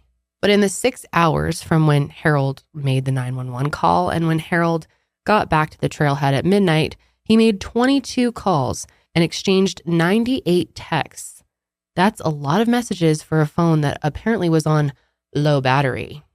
Then he checked pings from Harold's weekend trips, and he was starting the weekends at Panera Bread in Littleton, Colorado, at Aspen Grove, which is only around 10 miles from his house in Highlands Ranch. I used to have lunch at that Panera at least 2 or 3 times a week, all during high school. Yeah, I mean, we've been to that shopping center quite a bit. Oh, yeah. So Johnny and Beth went to the store and showed the manager a picture of Harold, and she recognized him immediately. He would spend 3 or 4 hours there on his computer and his phone all the time. Not only that, but he was so annoying that whenever he came, all the employees would try to run to the back so they wouldn't have to be the ones to serve him. It was pretty pathetic. He was going to a chain store to hide from his family. But that's not the only thing that Harold did on his business trips. Johnny found 8 or 9 gaps in Harold's cell phone history on those weekends. He'd start heading north into Estes Park, and his phone would suddenly shut off. Then 6 to 8 hours later, his cell phone would start pinging again, going back toward his house from Estes Park. On August 16th and August 24th, Harold completed that same Highlands Ranch to Estes Park route. On September 9th, Harold made the same drive up to Estes Park. His phone didn't ping again until he left Estes Park the following day. And as he was driving home, he called Toni's office and told them to clear her schedule for the 28th. Harold completed this trip many more times on the weekends leading up to Toni's death. The trips all started after Toni opened up her own bank account. Only 11 days after Toni's death, Harold walked into the bank and used Toni's forged signature to clean out the bank account that she had with the exact dollar amount that was in it. Johnny remembered that Harold mentioned seeing a white sheet on a rocky knob the day that Toni died. But a week before Toni died, a ranger removed that sheet. This little detail implicated Harold again. That mix-up in time showed that he had visited that spot before. He had it totally planned out. Totally. He was going up there trying to find the perfect spot to commit this murder. Scouting it out. Yep. Fucking freak. Harold lived in the house with Haley for 2 years after Toni died. As the feds built their case, the Bertolets continued to funnel them info on Harold. Harold would cut them off from Haley if you got the feeling that the Bertolets were moving against him. The stakes were high, and Harold was becoming more and more controlling of Haley than he already was. Harold controlled everything Haley drank or ate. He'd force her to eat even if she wasn't hungry, so much so that she was frequently constipated. Harold was doing nothing to help his grieving daughter. He didn't take her to therapy. He didn't take her out of school. Her teachers started to get really worried because her grades were suffering and she was having mysterious stomach pains, and kids wouldn't stop teasing her. She didn't have a proper outlet for her stress, and sometimes she'd get so anxious that she'd start talking in a made-up nonsense language. Around the end of July 2013, Harold, Haley, and the Bertolets were on vacation when Harold made a stunning confession to Barry. It was true that he hadn't been working for the entirety of their marriage, and he'd been lying about it to everyone. But according to Harold, this was Toni's fault. He said that Toni desperately wanted to get out of Mississippi and away from her parents. Apparently, he lied to everyone because he and Toni thought her family would disapprove of him being a stay-at-home dad, while Toni made all of the money. At the end of the trip, Haley asked Barry and his wife if they could hide her in one of their bags and take her back to Mississippi with them. Eventually, the family was just done with just dealing with Harold. The FBI no longer needed their help, and Harold started using the family's support to try and convince people he was innocent. In 2013, the Bertolets did an interview with CBS that stated that they believed Harold killed Toni. Harold immediately cut them off from any contact with Haley at that point. All they could do was sit and wait for police to arrest Harold. In the meantime, they worried about Haley's safety, though. Harold wanted to convince her that her mother's family didn't care about her. He threw out any birthday cards or gifts that they sent her during this time. He also tried to brainwash Haley into believing that her mother's death was an accident. He made her believe that Toni was very clumsy and fell from the cliff. But the clock was ticking. Haley needed to get out of there, and fast. So the investigators started watching Harold for several days. They wanted to put him in handcuffs, but they needed to make sure that Haley wasn't with him when they arrested him. They were worried that Harold might try to turn the arrest into a hostage situation if his daughter was with him. On November 6, 2014, police finally arrested Harold Henthorn near his home in Highlands Ranch and transported him to the U.S. Marshal's office. It was a day that the Bertolets felt that they had waited an eternity for. We've been waiting over 2 years for this to happen. So our spirits were really lifted. But it was a relief, too, for me, because I haven't been able to face the death of my daughter. Harold was charged with first-degree murder. Prosecutors asked the judge to deny Harold bail, as they were worried that Harold would take Haley and try to flee the country. Harold had actually moved $500,000 to his brother Rob's account just before he was arrested, and the judge agreed that Harold was a flight risk and denied him bail. And honestly, I think he probably would have tried to flee. The case against Harold was mostly circumstantial, so prosecutors needed a mountain of evidence to convict him. At pretrial briefs in May of 2015, the prosecutors asked the judge to let a jury hear the evidence of Harold's past behavior, like Lynn's death and Toni's plank accident. They hoped that the similarities would help convince a jury to convict. Henthorn's lawyers are expected to mount strong arguments against admitting that evidence, since he was never criminally charged in the Lynn Henthorn case. As for the Henthorns' 9-year-old daughter, Haley, she's currently being cared for by family friends as her father awaits trial. As you can probably imagine, Harold's attorney really tried very hard to fight to keep this evidence out of the trial, because obviously it really does help the jury to understand who Harold is, and it really helps to have that context around Lynn's death, because then you really start to be like, okay, well, maybe he murdered her, and maybe he now murdered Toni. On September 8th, 2015, Harold's trial began. During the trial, his defense attorney argued that Harold had his quirks, but that didn't make him a murderer.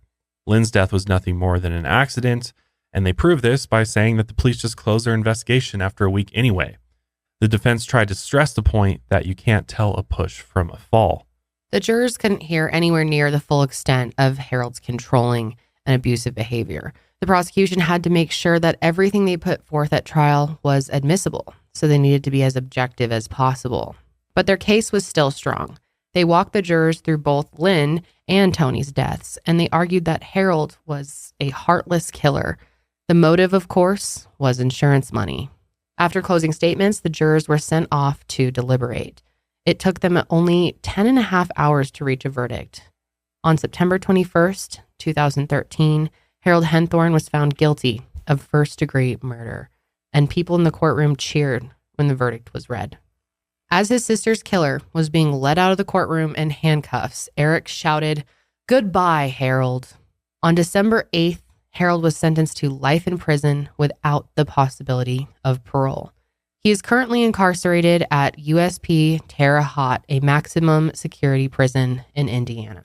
Good. That's where he belongs. Yep. It's scary thinking he could have got away with both of their murders. I mean, if they didn't look into it enough. Yeah, I'm thinking like if this had been investigated by local authorities, like the Estes Park Police or something, if he had done it outside of national parklands. I guess a big part of it, though, was how many people sent in anonymous tips. Right. That they thought this was a murder. Right.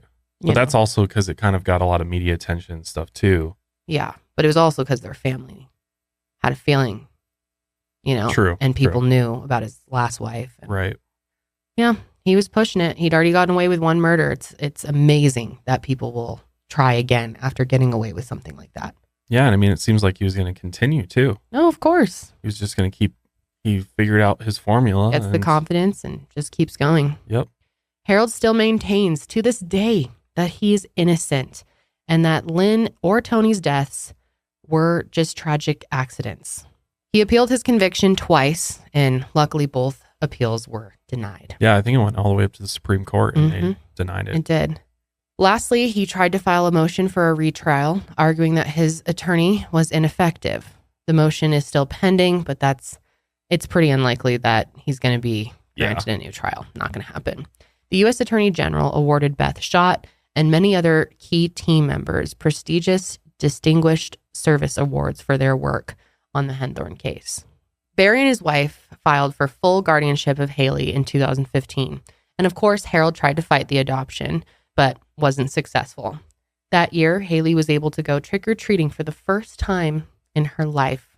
Now that she was finally free from her father's control, she was able to do all the things that he cruelly denied her, including mourning her mother's death properly. Haley even changed her last name to Bertolet, and Harold sends her letters, but she never even opens them. She doesn't want to refer to him as father. Instead, she just calls him Mr. Henthorn, and she wants absolutely nothing to do with him.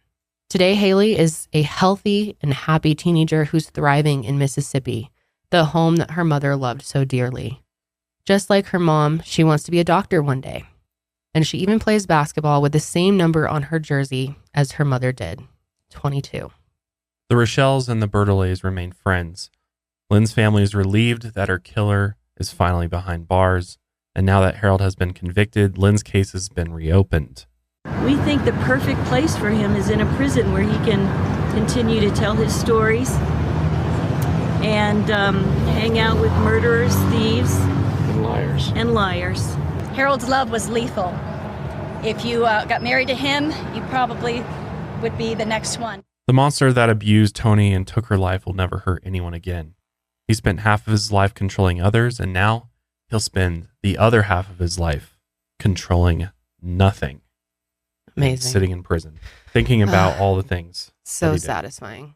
It is. And honestly, I give huge kudos to the national park agents, rangers.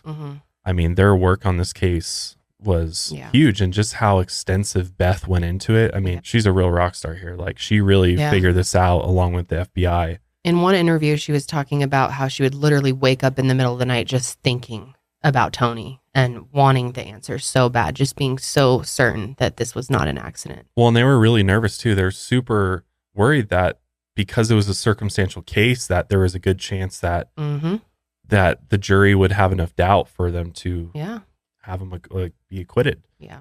And that would be horrible. I mean, imagine if he was still out there. And still in control of Haley. Yeah. To this day. Yeah. Who knows what he would have done next. I mean, it's so cool to see her thriving in Mississippi now with her family, you know? Yeah.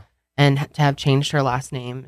I mean, her mother would be so happy. Absolutely. I mean, it seems like the families are just such a great support system for each other.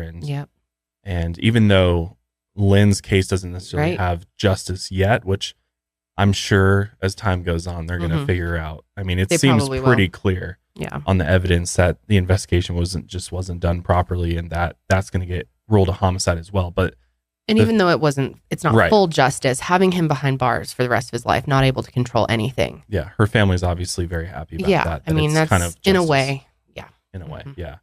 Yeah, I mean, these types of people are really the scariest. I was thinking about it when we were sort of researching this, that he reminds me a lot of like a Ted Bundy type. I mean, this guy is clearly, I mean, he's on his way to being a serial killer too. I mean, who knows if he had gotten away with Toni's death, what else he could have done. Yeah. You know, he could have continued and just, I mean, it was all about money for him. Ultimately, oh, totally. He saw a way to make money very easily in his eyes by taking out these life insurance policies. It makes me wonder about life insurance policies too. I haven't had to look into it, and I'm going to have to start looking into it with a child on the way. You know, it's usually when they tell you to take out life insurance policies just in case, right? Yeah. And have those in place. But I just never knew how easy it was for people to like manipulate these policies, and take out policies on other people, and it's wild.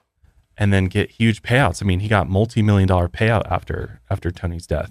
Yeah, it's crazy. And I guess his plan was just to be able to control Haley and live out his life with his millions of dollars. Like, it's just seems like move on to the next person and probably murder them too. Right.